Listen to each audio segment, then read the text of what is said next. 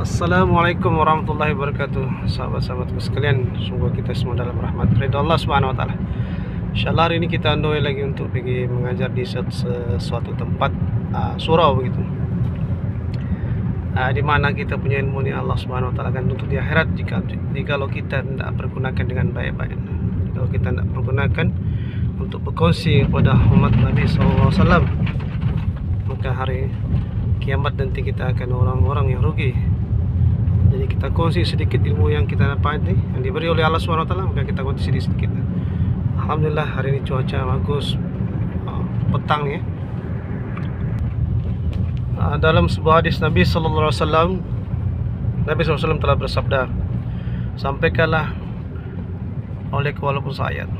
Jadi kita usahakan sampaikan sedikit ilmu yang bermanfaat kepada diri kita, kepada orang lain. Dan suatu saat ni kita akan mati. Bila kita mati tidak ada lagi amal-amal kita. Maka dalam hadis Nabi SAW, bila mana anak cucu Nabi Adam meninggal ini, maka terputuslah segala amalnya, melainkan 3 perkara. yakni amal jariah. Amal jariah, kalau dia pernah bangun sesuatu yang seperti saya pernah info dulu. Yang kedua, ilmu yang bermanfaat. Jadi ilmu yang bermanfaat macam mana?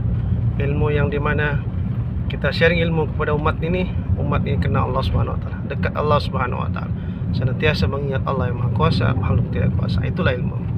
Itulah ilmu yang bermanfaat, sehingga mereka, diri kita dan mereka ini tidak melakukan kemaksiatan pada Allah Subhanahu wa taala.